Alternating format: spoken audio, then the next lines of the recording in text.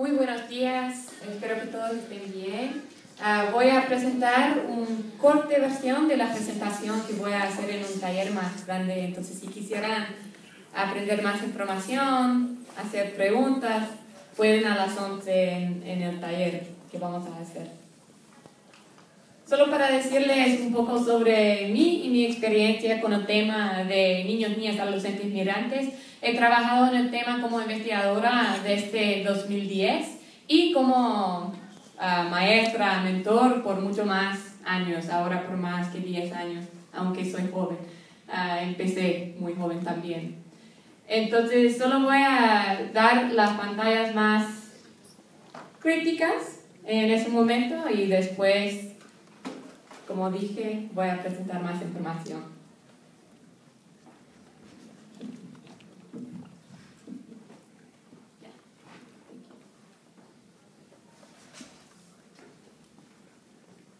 Bueno, entonces esta foto es de un albergue aquí en los Estados Unidos, del Office of Refugee Resettlement Services, está en San Diego. Entonces hicimos un ejercicio de cuáles derechos son lo más importante para ellos.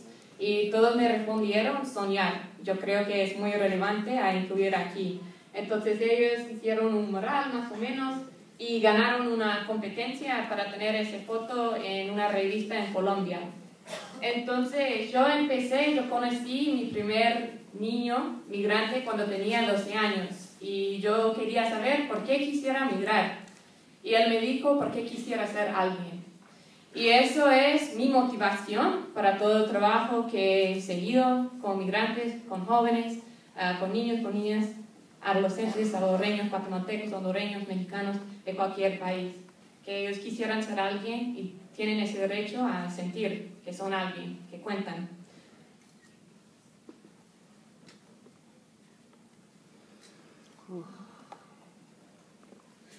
Bueno, para dar contexto, ese influjo de verdad empezó hace 3 años, en 2011. Entre 2003 y 2011 recibimos aquí entre 5.000 y 8.000 niños, niñas, adolescentes de principalmente los países centroamericanos, de El Salvador, Guatemala y Honduras.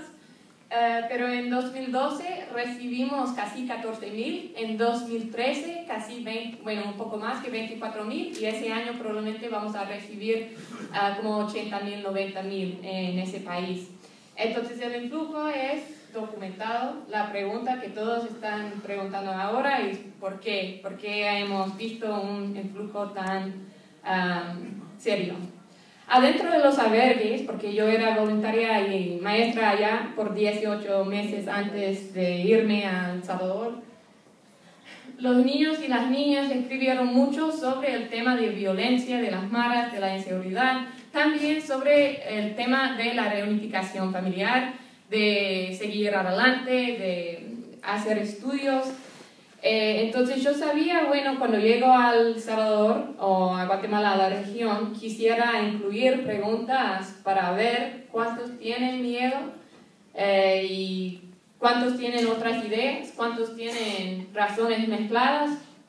Entonces esos son algunos ensayos de los albergues, uno de Guatemala, de El Salvador, de Honduras. Entonces eso era parte cuando llegué que quería explorar un poco más, como no hay muchos estudios sobre esa parte de la migración en la región. Entonces, para explicar brevemente cómo hago lo que hago en El Salvador en este momento, tengo que agradecer a la Dirección General de la Migración y la Extranjería en El Salvador porque ellos me han ayudado mucho, me han dado mucho acceso y de verdad les admiro el trabajo que ellos están haciendo. Entonces yo hago mis entrevistas en el centro de migrante, hay 2, uno por aeropuerto, uno por bus. Por bus vienen deportados los mexicanos 2 veces, bueno, niños, niñas, adolescentes, 2 veces por semana. Entonces yo hago entrevistas con los niños, las niñas y también sus familiares presentes. Eso tiene una limitación que voy a explicar en la próxima pantalla, pero también enriquece la información al mismo tiempo porque hay otros flujos.